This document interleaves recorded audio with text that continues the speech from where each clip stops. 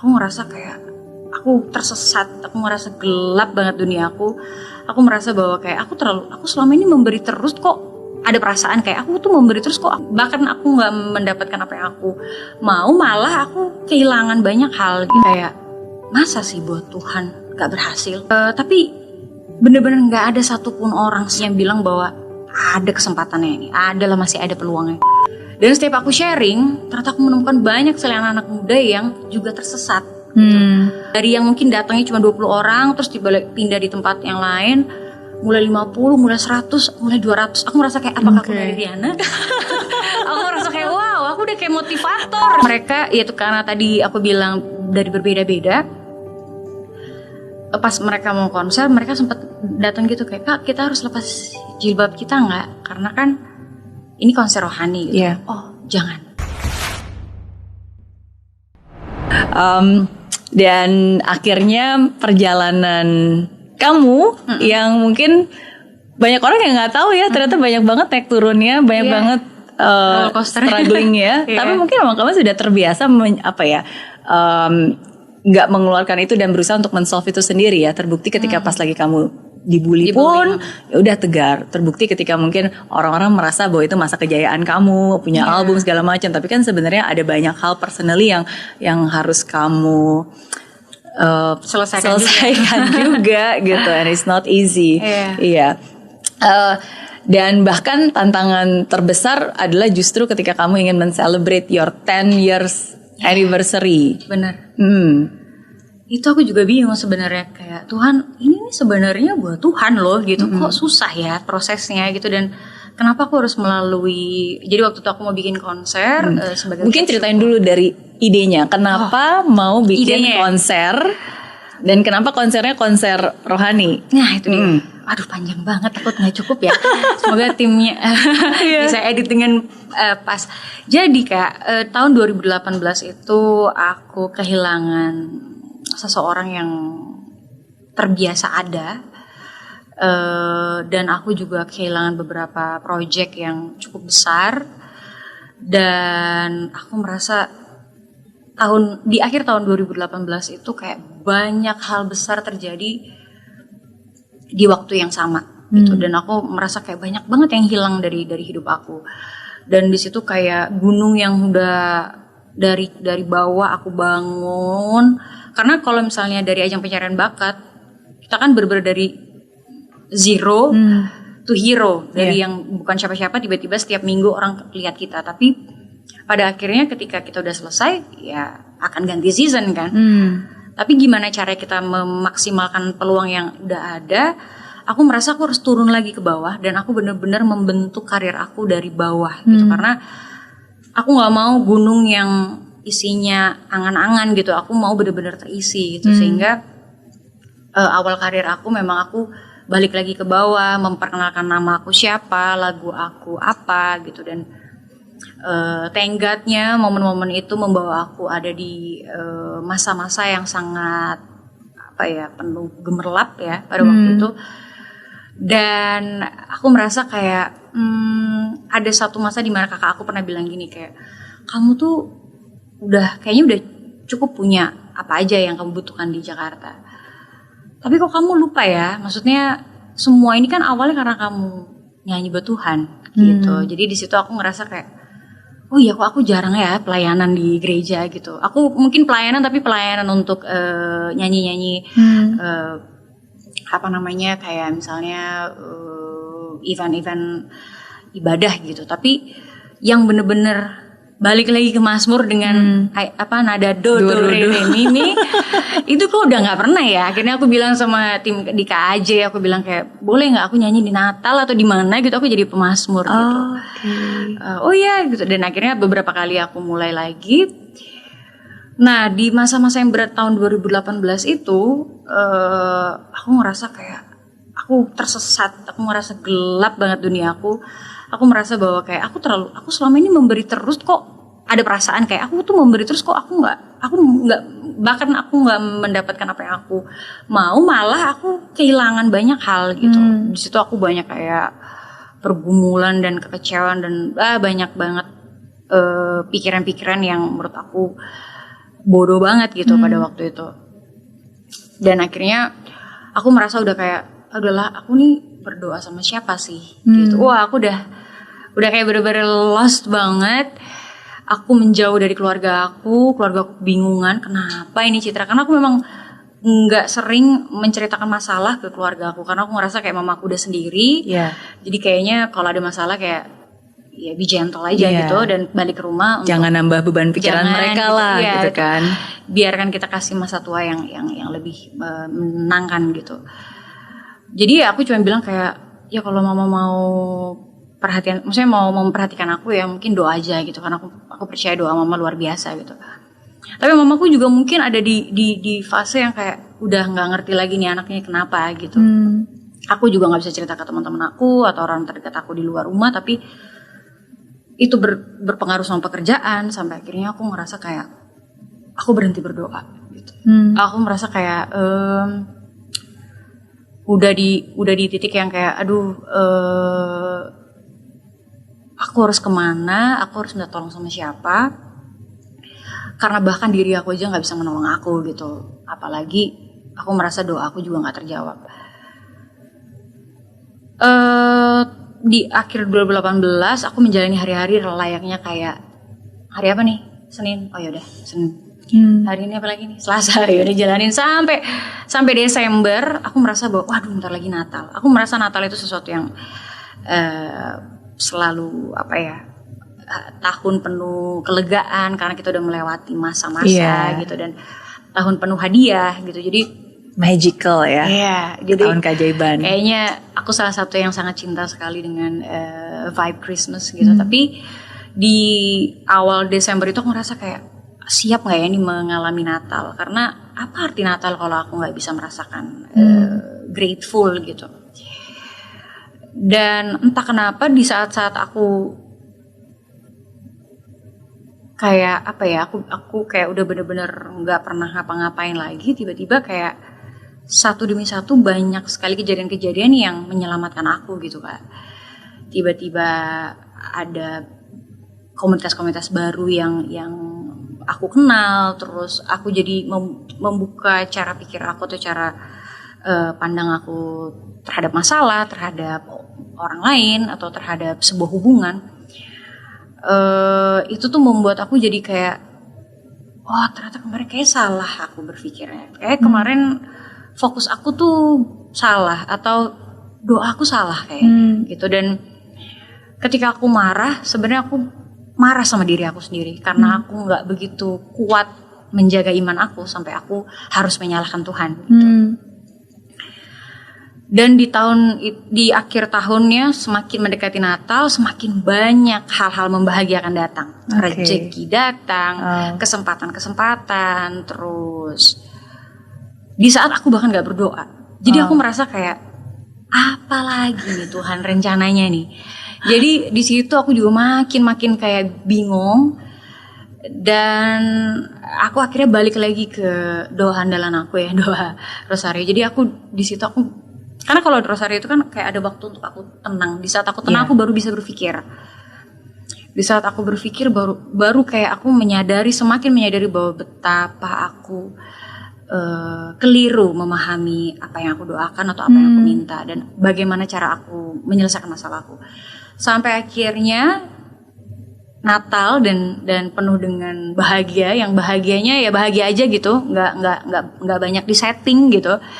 Gak banyak persiapan tapi tiba-tiba banyak aja yang membahagiakan sampai akhirnya masuklah di tahun 2019 di tahun baru aku memutuskan sesuatu bahwa aku bilang sama manajer aku mau bikin sesi talk show sama semua orang muda, mau Kristen, Katolik atau agama apapun, tapi ngobrol sama anak muda dan for free gitu. Tapi aku mau bikin dari Januari sampai Maret karena biasanya kerjaan itu kalau dari Januari sampai Maret biasanya masih belum banyak gitu. Jadi kayak itu momen-momen libur yang harusnya aku ambil.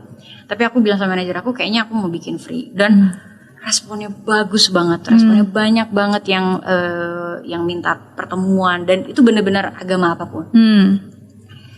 Dan setiap aku sharing, ternyata aku menemukan banyak sekali anak-anak muda yang juga tersesat gitu. banyak yang dari yang mungkin datangnya cuma 20 orang terus pindah di tempat yang lain, mulai 50, mulai 100, mulai 200. Aku merasa kayak apakah aku dari Riana? Aku merasa kayak wow, aku udah kayak motivator gitu. Padahal aku cuma mau sharing. Kalau sharing kan berarti aku bukan hanya bercerita, tapi aku juga mau mendengarkan gitu.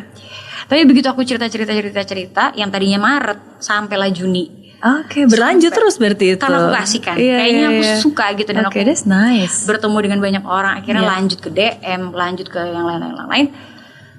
Sampai akhirnya tiba-tiba ada yang bilang kayak, Cit kenapa gak bikin konser ya? Ini pas loh, kayak mau merayakan 10 tahun gitu. Dan long story short akhirnya banyak yang mendukung, ayo kita bikin konser, undang semua teman-teman musisi yang mau diajak gitu. Terus aku bilang, aduh kalau lagu sekuler kayak aku merasa gak pede karena kayaknya lagu-lagu aku yang dikenal orang belum sebanyak itu untuk membuat konser tunggal gitu. Dan aku merasa kalau aku bikin konser hanya untuk ego aku, yang penting biar aku bikin konser kayaknya kurang wise gitu. Jadi kenapa nggak aku bikin konser rohani di mana ternyata memang lebih banyak orang tahu lagu-lagu rohani aku, dan aku mengajak semua teman-teman terdekat aku dari yang di Idol sampai teman-teman musisi yang lain. Aku bilang kayak aku gak bakal minta gratis gitu.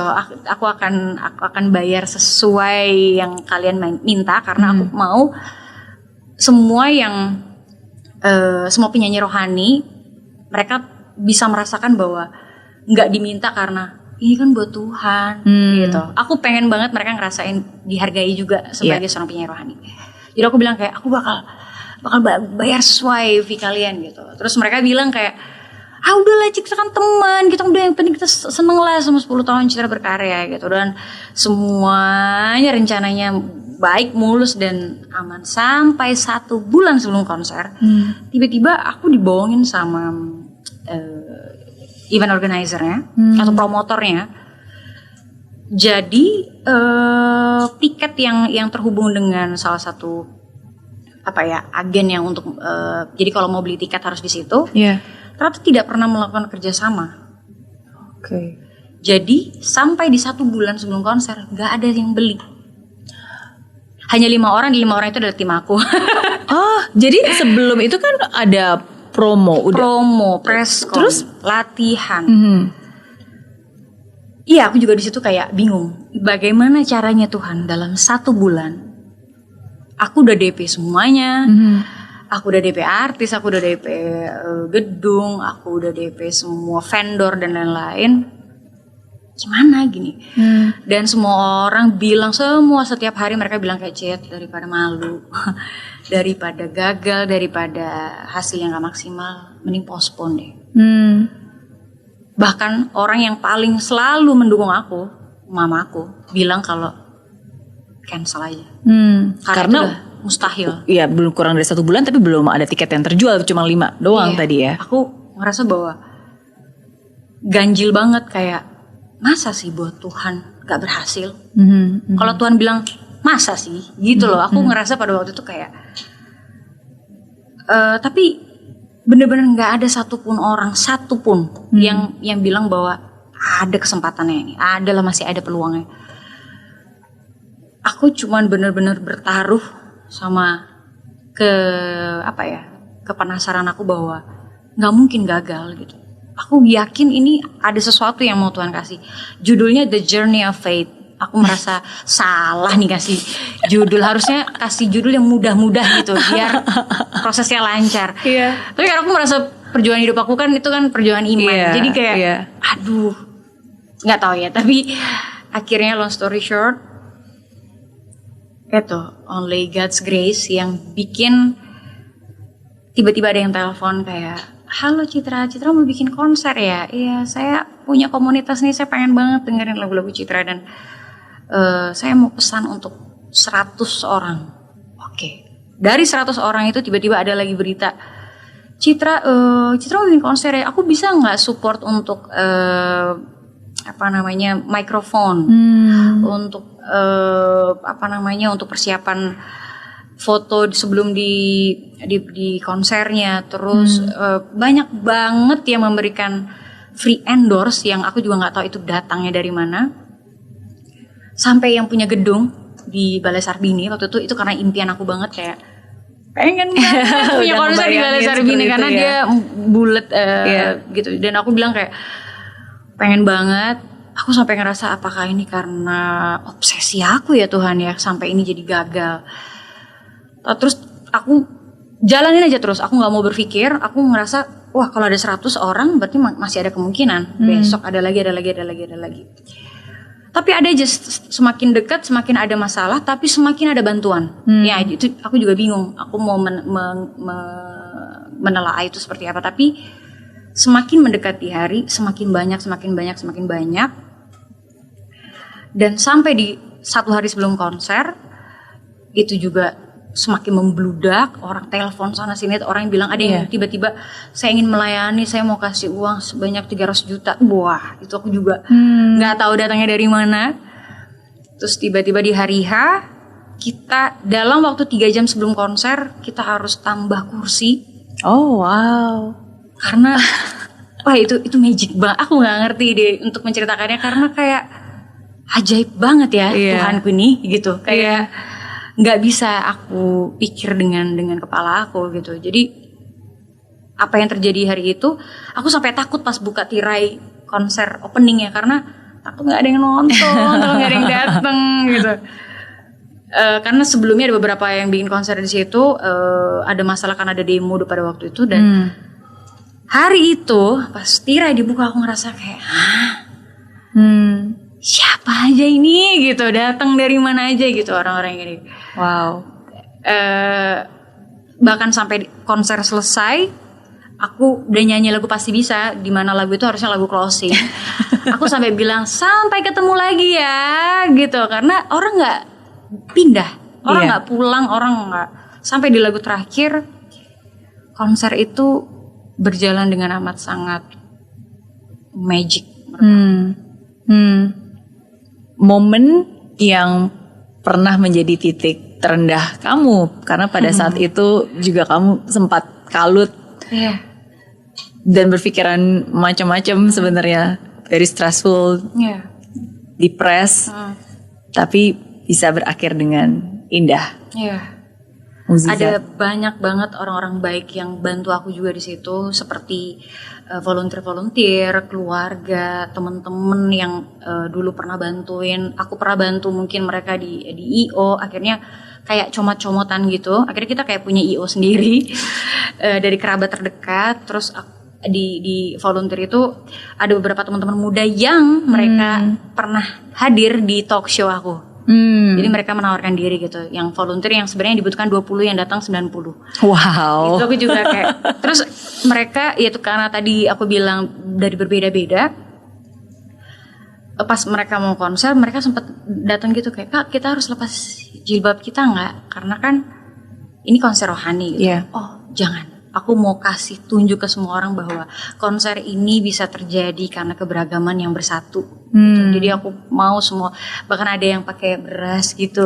Karena aku pengen bener-bener kayak, oh my god, aku bener-bener bukan hanya beruntung, tapi aku bener-bener diberkati banget untuk bisa merealisasikan hari ini. Dan selesai konser semua orang kayak nangis. Mereka bilang kayak, "Kak, walaupun aku bukan seorang Kristiani, tapi aku menikmati setiap lirik yang ada dan membuat aku jadi lebih ingin kenal agama aku gitu."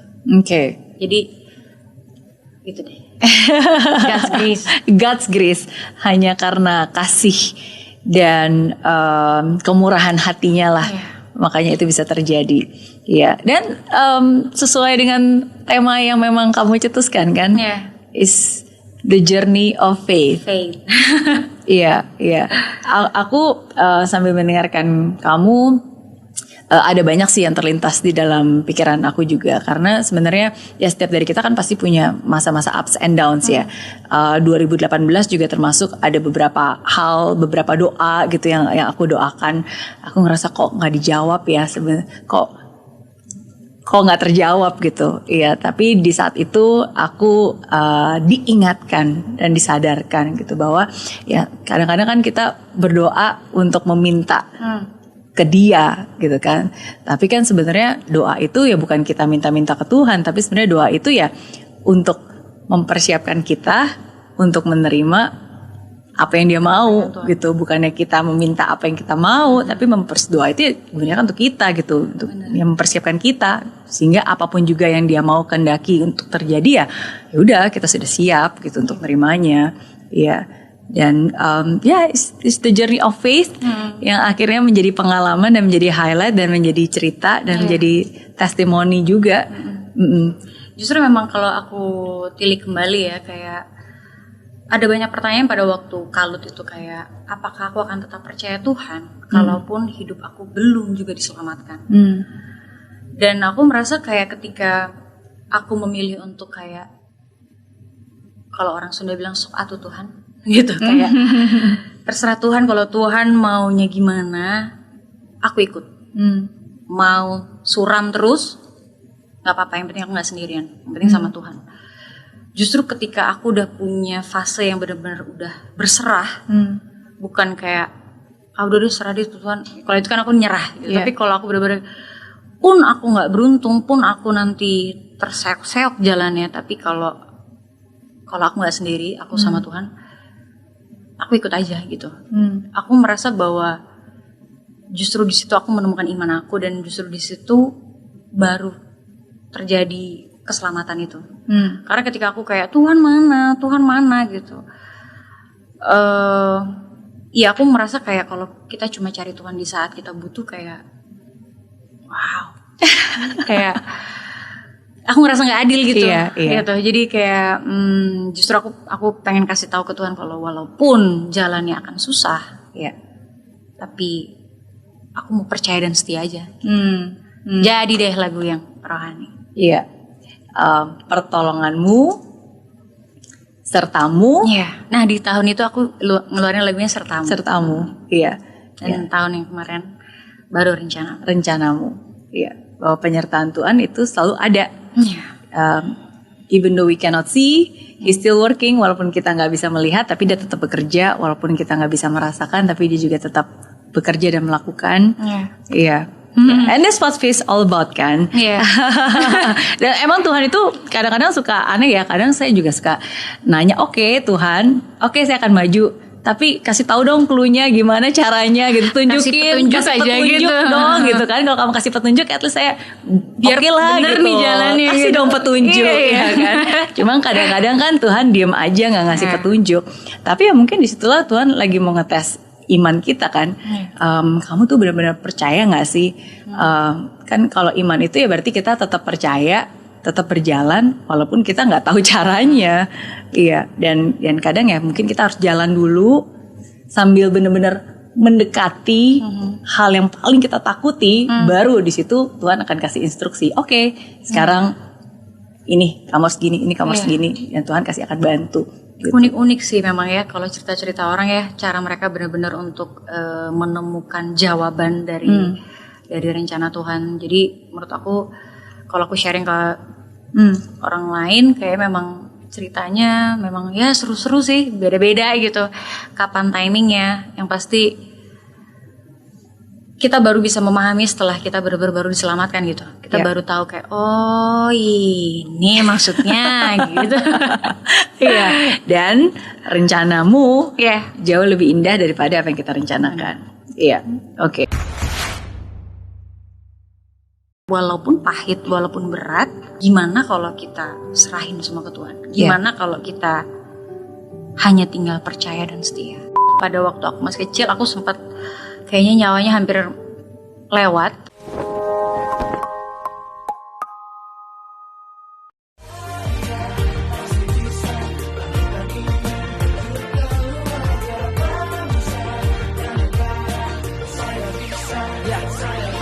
Laksana bumi tanpa hujan, hidup tanpa tujuan, kering dan mati tanpa hijaunya tumbuhan.